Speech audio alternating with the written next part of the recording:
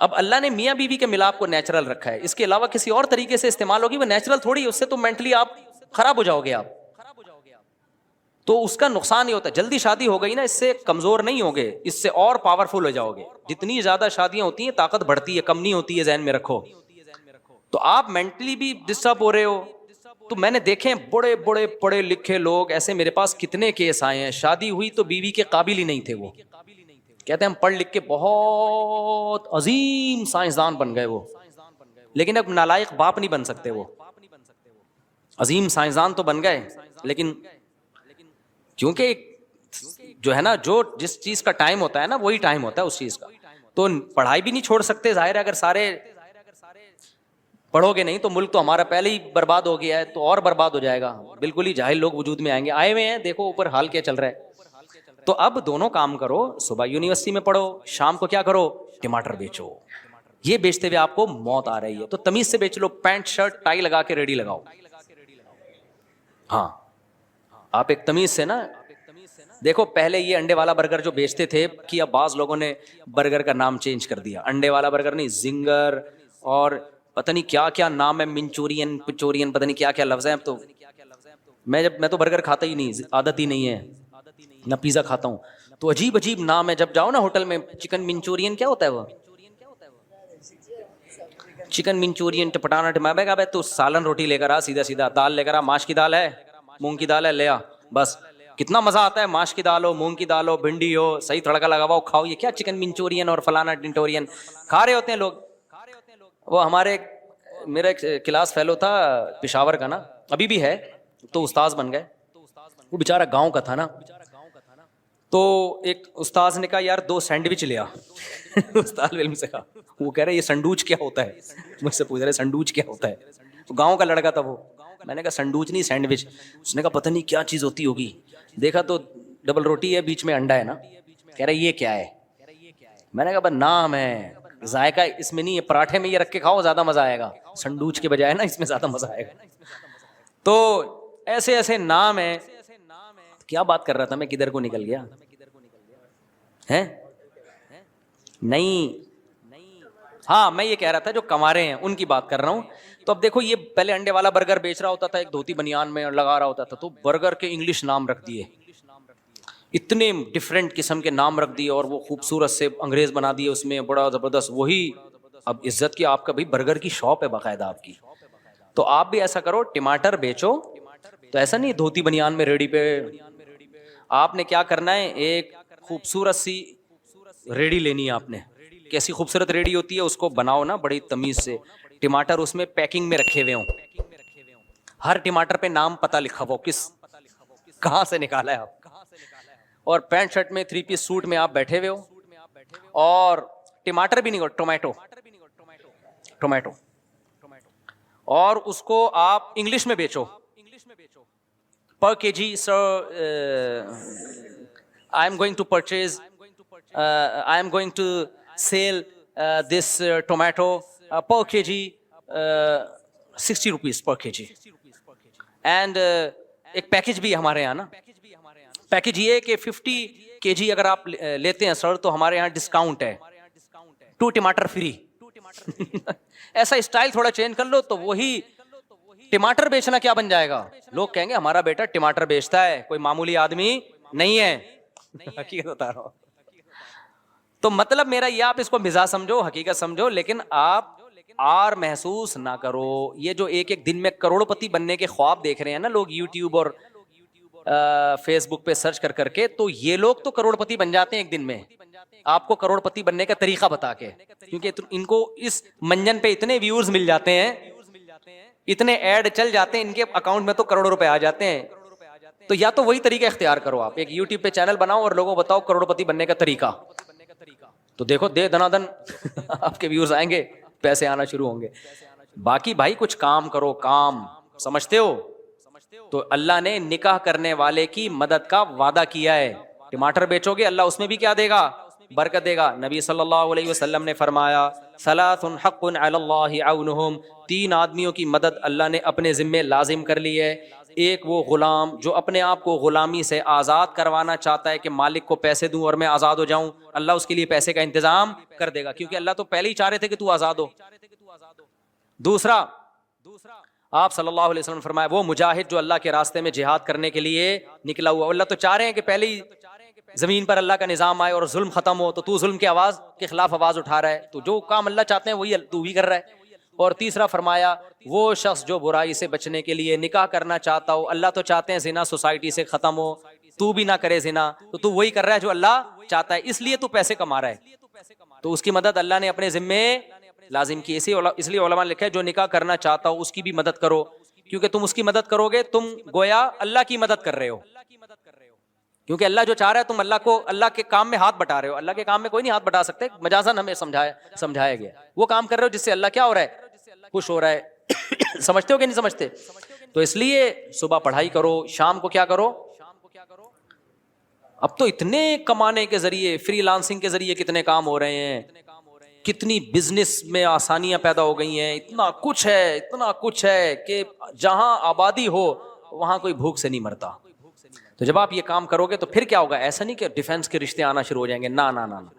جب آپ کی ٹماٹر کی پہلی ریڈی ہوگی تو پتہ ہے کس کا رشتہ آئے گا, اس کا رشتہ آئے گا جس کا خود اپنا ٹماٹر کی ریڈی ہے, وہ اپنی بیٹی آپ کو دے دے گا کہ میرا بھی ٹماٹر کا کام ہے, میں ایک ریڈی میں اپنی 6 بیٹیوں کو کھلا رہا ہوں, تو یہ ایک ریڈی میں میری ایک بیٹی کو نہیں کھلا سکتا, تو ٹماٹر والا اپنی بیٹی آپ کو دے دے گا. یہ آپ کی پہلی شادی ہوگی.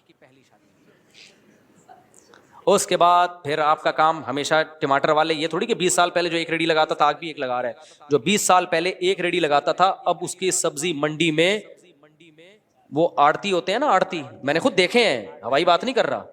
ہمارے محلے میں ایک سبزی والا صبح و شام ریڈی سے سبزی بیچتا تھا, اس کے بعد اس نے ایک دکان بنائی, اس کے بعد کروڑوں روپے کا بزنس ہے. ایک آدمی کو ہم نے دیکھا چھوٹے موٹے اسکریپ کا کام کرتا ہے, پھر اس نے بڑھایا, آج اس کا کروڑوں روپے کا بزنس ہے. بزنس میں اللہ نے برکت رکھی ہے. تو ہمیشہ ایک ریڈی پہ تھوڑی رہو گے, ہاں ایک ریڈی پہ جب رہو گے جب گرل فرینڈ رکھی ہے آپ نے, کیونکہ جتنا ٹماٹر کے پیسے بچیں گے سارے گرل فرینڈ پہ خرچ ہو جائیں گے آپ. تو میرے بھائی پھر کیا ہوگا, تو وہ بڑھے گی. اس دوران آپ کے بچے بھی ہوتے چلے جائیں گے, بیٹا جیسے ہی بڑا ہوگا وہ بھی ٹماٹر میں آپ کے ساتھ آ جائے گا. سمجھتا ہے بات کو؟ ایسے بھی یہ جتنی میں باتیں کر رہا ہوں سب کی مثالیں دیکھی میرے پاس موجود ہیں. ہمارے ایک دوست چمن میں, ان کا چھوٹا سا ٹھیا تھا, ان کے بیٹے نے مجھے بتایا کہ میرے ابا کا چھوٹا سا ٹھیا تھا. کہہ رہے ہیں ابا نے شادیاں بھی کی, شادی ہوئی, دوسری شادی, انہوں نے کہا اللہ پہ توکل, بیٹے بھی ہوتے رہے بیٹیاں بھی ہوتی رہیں. ان کے 16 بیٹے 16 بیٹیاں, 32, 3 بیویاں. تو کہہ رہے ہیں بیٹے جیسے جیسے بڑے ہوئے نا, اس کھوکھے میں ابا کے ساتھ شریک ہوتے ہوتے بزنس کو بڑھاتے رہے. اب دبئی میں کروڑوں روپے کا بزنس ہے ان کا. نہیں آئی بات میرا خیال ہے, کیونکہ بیٹا جس طرح سے بزنس میں آپ کا ساتھ دیتا ہے نا, ملازم تو خود کھا جاتا ہے بزنس کو, بیٹوں کو تو پتا ہوتا ہے ہمارا ہی ہے بھائی, اس لیے وہ صحیح طریقے سے اس میں کام کرتے ہیں. تو اس لیے میرے بھائی آپ نے ٹماٹر کی ریڈی لگا لی, ٹماٹر تو میں ایک مثال دے رہا ہوں, کچھ اور لگا لو, آپ گٹکے کی دکان نہیں کھولنا لینا بس. تو اب کیا ہوگا, پھر آپ کے بچے بھی ہوں گے, اللہ پہ توکل کرو, اللہ کھلاتا ہے اللہ پلاتا ہے. تو بیٹیاں بھی ہوں گے, بیٹی ہوتی ہے بالغ ہوتی ہے اس کی شادی کرو, اور بیٹے ہوں گے تو آپ کے ساتھ بزنس میں شریک ہوتے چلے جائیں گے. اور آپ کا ویسے بھی بزنس ایک ٹماٹر پہ نہیں رہے گا, بڑھ چکا ہوگا. اس کے بعد کیا ہوگا میرے بھائی, اس کے بعد پھر آپ کے ہاں دولت کی ریل پیل انشاءاللہ شروع ہو جائے گی. پھر آپ کرو ایک اور شادی. آپ کہہ سکتے ہو اب تو میں بڈھا ہو جاؤں گا, نہ اس سے پہلے ہی ہو جائے گا انشاءاللہ یہ سب کچھ. اور چونکہ ٹائم پہ آپ کی شادی ہو چکی تھی لہذا آپ سیکشولی ویک بھی نہیں ہوگے, کیونکہ ٹائم پہ شادی ہو چکی تھی نا.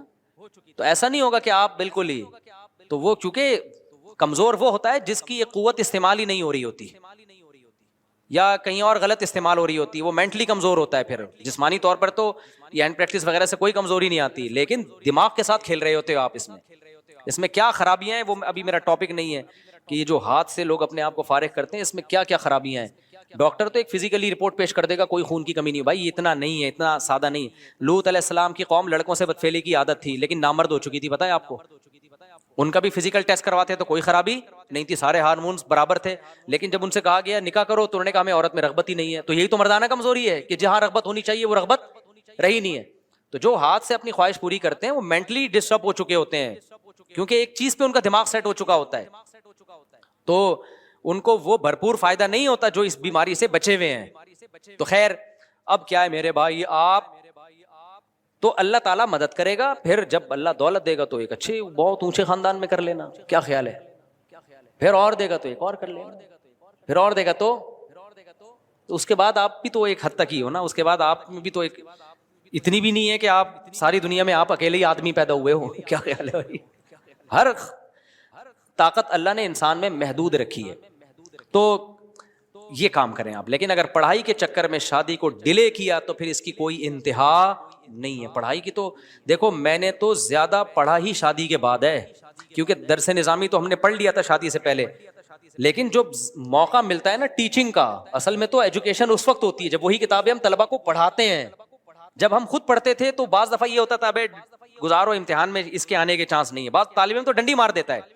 لیکن جب طلبہ کو پڑھانے کے لیے ہم بیٹھے اس وقت میری شادی ہو چکی تھی. میرا جو تدریس کا پہلا سال تھا, شادی بھی میری اسی سال ہوئی ہے.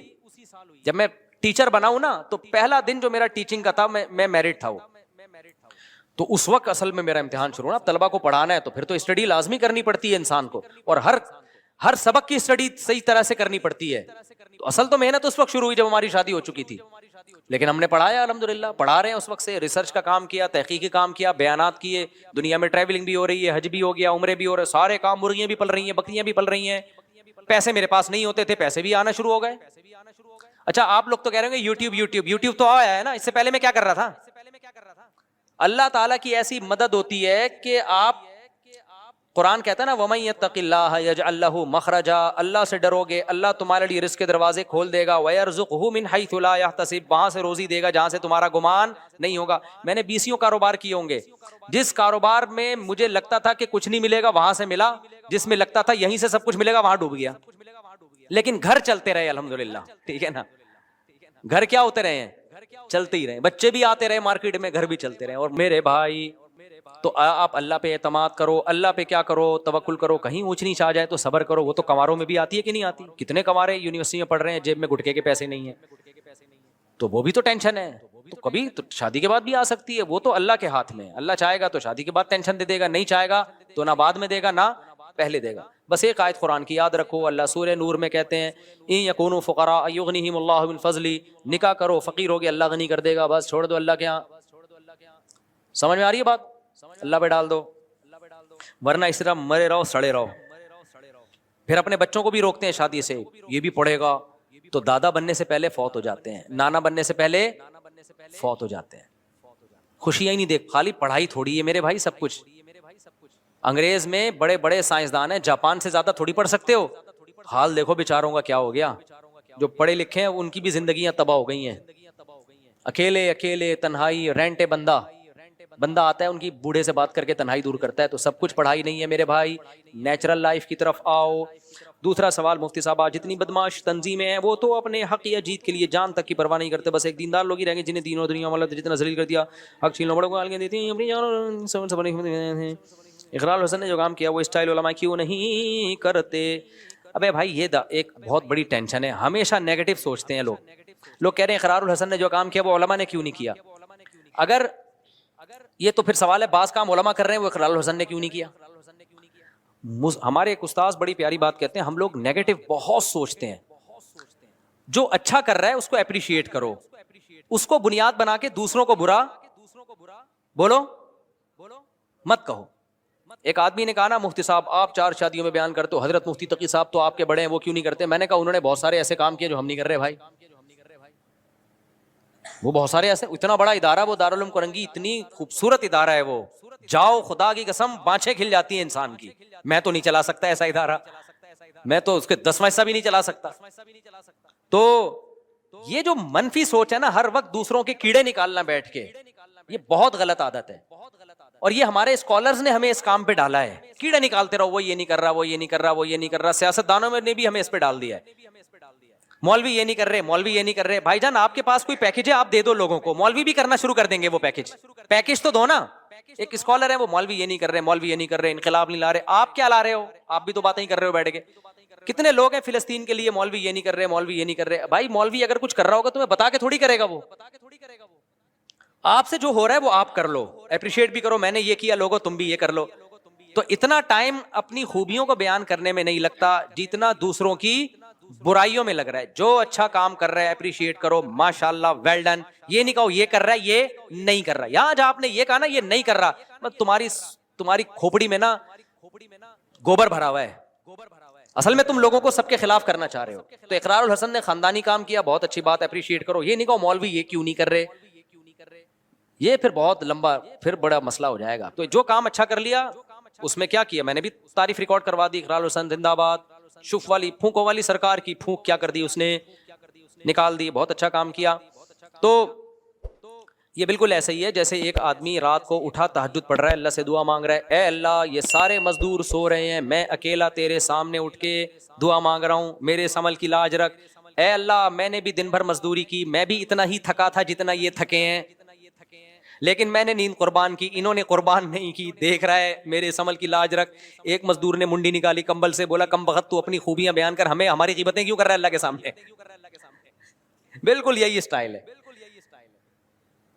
جیسے وہ اس مشہور اسکالر حنفیون, جب بھی کوئی مسئلہ پوچھو نا, حنفیوں نے یہ کیا ہوا ہے. ابے تم سے کوئی پوچھ رہا ہے حنفیوں نے کہ تم جو سوال پوچھا اس کا جواب دے دو یار. تم تو جو سوال پوچھا جا رہا ہے اس کا کیا کر دو, جواب دے دو. تم ہر بات گھما پھرا کے, اور کیا بھی نہیں ہوتا حنفیوں نے یہ ایویں. تو کسی کو حنفیوں سے ایسی چڑ ہو گئی ہے, کسی سے چڑ ہو گئی ہے. وہ یہ جو آج میرا پورا بیان ہوا نا, بغض ہو جائے تو پر ہر چیز گھما پھرا کے وہیں لے کے جاتے ہیں لوگ. تو مولویوں سے میرے بھائی چڑ نہ کرو, کسی سے بھی چڑ نہیں کرو یار, کیا ضرورت ہے. ایک ماہر نفسیات ڈاکٹر ہیں, ان کا کلپ آیا بڑا اچھا, بڑی پیاری بات کی. اکثر وہ اچھی باتیں کر رہے ہوتے ہیں. انہوں نے کہا کہ دیکھو ہمارے دماغ کی ایک مخصوص کیپیسٹی ہے. جیسے کولر کی انہوں نے ایک مثال دی کہ کولر میں اگر آپ پانی ڈالیں گے تو ایک وقت تک بھرے گا نا, وہ مزید پانی ڈالیں گے تو کولر بھی ٹینشن میں آئے گا کہ نہیں آئے گا. تو اس کا حل یہ کہ نلکا کھولو, کچھ پانی نکالو, پھر مزید کچھ پانی ڈالو. تو ہم بھی جو اسٹریس ہے نا ہمارے دماغ میں ایک حد تک تو ٹھیک ہے, حد سے زیادہ اسٹریس لینی ہے نا تو پرانی والی کو نکالنی پڑے گی. تو انہوں نے کہا مزید آپ نے کوئی ٹینشن لینی ہے نا تو یہ جو سیاسی جھگڑے آج کل چل رہے ہیں یہ والی ٹینشن نکالو, پھر مزید کوئی ٹینشن لے کر آؤ. جو آج کل سیاسی جھگڑے نہیں چل رہے, پھر ڈاکٹر نے کہا کہ اس وقت سب سے زیادہ اسٹریس میں اللہ تعالیٰ کے ہاں ساری قومیں اللہ کی مخلوق ہیں. کیا خیال ہے بھائی, ساری قومیں اللہ چاہتا ہے کہ یہ قومیں آپس میں لڑیں. ماں باپ چاہتے ہیں کہ یہ میرے بھائی بیٹے آپس میں لڑیں کہ ایک کالا ایک گورا ہے. تو اللہ بھی نہیں چاہتا کہ مہاجر پٹھان سے لڑے, پٹھان پنجابی سے لڑے, پنجابی سرائکی سے لڑے, کیونکہ سب اللہ کی مخلوق ہیں. الخلق عیال اللہ, حدیث میں آتا ہے مخلوق ایسے جیسے اللہ کا خاندان. تو اللہ بھی نہیں چاہتے. جب آپ اس قوم پرستی پہ لڑ کے مرو گے تو اللہ کہتا ہے تو بری موت مرا ہے, تو میرے پاس تیرے لیے کوئی ٹھکانہ نہیں. اب اپنی قومی لیڈر سے اجر مانگ, قومی لیڈر سے اجر مانگ, وہ کچھ بھی نہیں دے گا آپ کو. تو 4 دفعہ قبر پہ آگے پھول چڑھائے گا, فاتحہ پڑھے گا, اس کے بعد بھول جائے گا. بڑے لوگوں نے ہٹلر کے لیے کتنے لوگوں نے جانیں دی تھی نا, کیا کیا ہٹلر, خود بھی آخر میں گولی مار کے مرا ہے. اچھا میرے بھائی, میں ایک مدرسے میں مدرس لگا اور شروع میں یہ طے ہوا تھا کہ وہاں مستقل پڑھاؤں گا, اور اس وقت واقعی یہی نیت تھی. ابھی 1 سال پورا نہیں ہوا کہ بعض مجبوریوں کی وجہ سے چھوڑنا چاہتا ہوں. کیا یہ جائز ہے؟ بھائی یہ میں مشورے نہیں دیتا, اب پتہ نہیں آپ کی کیا مجبوریاں ہیں. یہ تو مبہم لفظ ہے نا, جائز تو ہے, اگر کسی مجبوری سے چھوڑنا چاہ رہے ہو تو جائز ہے, لیکن چھوڑنا چاہیے کہ نہیں چاہیے یہ میں نہیں بتا سکتا, یہ میں نہیں بتاؤں گا. ختم بھائی, دلیل پڑھ لو, دلیل اسپیڈ میں پڑھ لو, ٹائم ہے آپ لوگوں کے پاس. دلیل میں ضلع بنیر سے ملاقات کے لیے, ادھر سائڈ پہ آ جائیں, یہ پشاور والے بھی بنیر والے بھی. مفتی صاحب ہمارے یونیورسٹیوں میں زیادہ تر استاذ لڑکیوں کو پرائیورٹی دیتے ہیں جبکہ بوائز کچھ نہیں, جبکہ کہا جاتا ہے کہ ٹیچر والدین کے برابر ہے. آج کل ٹیچر ٹھرکی ہوتے ہیں, والدین کے برابر نہیں ہوتے.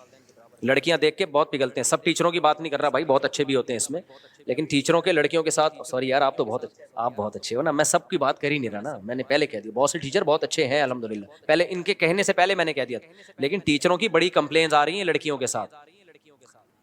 وہ جب لڑکیاں کو ٹیچروں لوگ استعمال کرتے ہیں نا, پھر وہ لڑکی ہمیں بتاتی ہے فون کر کے ہمارے پروفیسر صاحب اس سلسلے میں آئے تھے اور اس سلسلے میں, کیونکہ ٹیچر آدمی پہلے ہوتا ہے, ٹیچر بعد میں ہوتا ہے.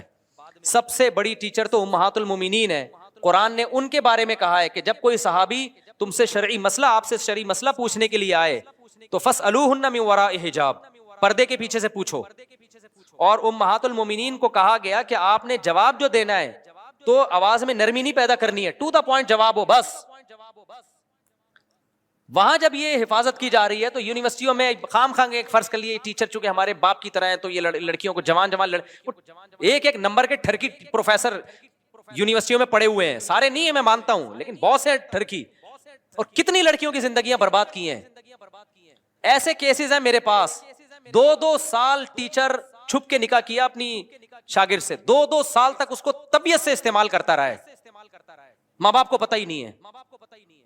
ماں باپ کہہ رہے ہیں ٹیچر ہیں ایکچولی کیا ہے, تو تمہارے ماں باپ ہی سالے غیرت نہیں ہے.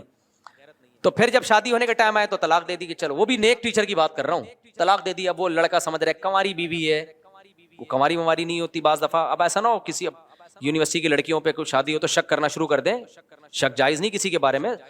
بہت ساری لڑکیاں ہوتی ہیں پاکیزہ ہوتی ہیں, وہ اپنے آپ کو بچا کے رکھتی ہیں.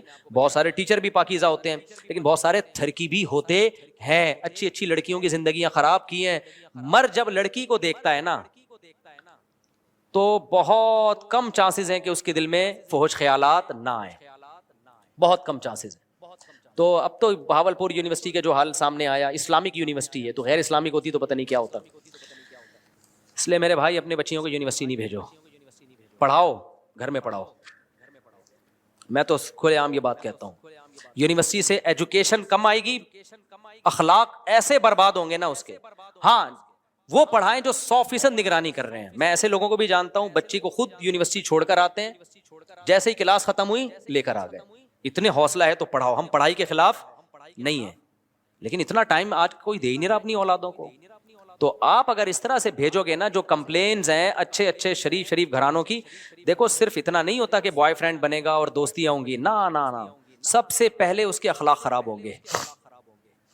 کیونکہ جب حیا ختم ہو گئی نا تو ماں باپ کے ساتھ تو تمیز سے بات کرنا چھوڑ دے گی. اس کے بعد اگلا اسٹیپ ہے سٹا لگائے گی. وہ پنجاب یونیورسٹی, سوری پنجاب میں نہیں, پنجاب میں ایک یونیورسٹی, پنجاب یونیورسٹی کی بات, وہاں کا ماحول, یہ جو جماعت اسلامی کے لڑکے ہیں نا, کیا نام ہے, ان لوگوں نے کافی کنٹرول کیا ہوا ہے. لیکن پنجاب میں بعض یونیورسٹیاں ایسی ہیں لڑکیاں کھلے عام چرس پی رہی ہیں وہاں پہ. تو آپ ہاں بہت کچھ ہو رہا ہے ماشاء اللہ. ابھی یونیورسٹی کا نام نہ لیں تو اچھا ہے نا, وہ پھر بولیں گے آپ نے ہمارا نام کیوں لیا. تو کراچی میں بھی ہیں یونیورسٹیاں جہاں لڑکیاں کیا کر رہی ہیں, پٹھانوں کا کتنا اچھا فیملی سسٹم ہے پشاور میں, سب برباد ہو رہا ہے یونیورسٹیوں میں, ان کو ہوش ہی نہیں ہے. باپ ہوگا تبلیغ میں سال کے لیے گیا ہوا ہوگا, اور حضرت مختار الدین شاہ صاحب دامت برکاتم, کتنے بڑے بزرگ ہیں اللہ والے, حضرت شیخ الحدیث کے خلیفہ, ان کی خانقاہ میں بیٹھا ہوگا, اللہ اللہ کر رہا ہوگا, سلوک کے منازل طے کر رہا ہوگا. ان کو پتہ نہیں ہوگا میری بیٹی یونیورسٹی میں کیا کر رہی ہے, پتہ نہیں ہوگا, کیونکہ بچیوں کو تو پڑھانا ہے نا. اب وہ یونیورسٹی میں کیا حال ہو رہا ہوگا نہیں پتا ہوگا بیچاروں, سمجھتے ہیں اتنے نیک, وہ تو جب معاملہ ہاتھ سے نکلتا ہے تو برباد ہو جاتا ہے معاملہ. اسی وجہ سے جامعہ رشید غزالی یونیورسٹی بنا رہا ہے کہ بچیوں نے اس یونیورسٹی تو جانا ہی ہے, تو ان کو کوئی ڈھنگ کی یونیورسٹی تو دے دو جہاں پڑھائی ہو اور ماحول اسلامی ہو. اس پہ بھی لوگ جامعہ رشید کے خلاف ہیں کہ یہ اسٹیبلشمنٹ یہ ادارہ چلا رہا ہے. ہمارے یہاں جب آپ کسی کی رائے سے متفق نہیں ہوتے نا تو فوراً الزام ڈال دو ایجنسی کا آدمی ہے, اسٹیبلشمنٹ کا آدمی. یہ منجن بہترین چلتا ہے. آپ کی پالیسی سے کوئی بھی اختلاف کرے تو سیاسی لیڈروں میں بھی یہی ہوتا ہے, سیاسی لوگوں میں, تو ان کی پالیسی سے آپ اختلاف کر سکتے ہو. یہ منجن جو ہے نا کہ فلانے آدمی اور ڈمکانے آدمی, یہ بیکار کی بات ہے. نماز جنازہ کی کتنی شرائط ہیں؟ صرف 4 فرض ہیں نماز جنازہ کے, 4 تکبیرات. اس لیے نماز جنازہ کی دعا نہیں بھی آتی نا تو تکبیر کہہ دیا کرو. یہاں بھی وہی ہے. ابھی کسی نے ایک اسکالر سے پوچھا کہ نماز جنازہ, اس نے کہا حنفیوں کی بہت مختصر نماز ہوتی ہے. ابے تم سیدھا تم طریقہ بتا دو بھائی, سنت یہ ہے, کیا خیال ہے؟ علماء احناف سے بھی ہم نے سنا ہے, خود میں نے سنا ہے کہ یہ جو اتنی مختصر ہم دعا مانگتے ہیں, یہ نہیں, اس کے علاوہ بھی حدیث میں دعائیں ہیں نماز جنازہ میں, وہ بھی مانگنی چاہیے. خود حنفی علماء سے ہی ہم نے سنا ہے.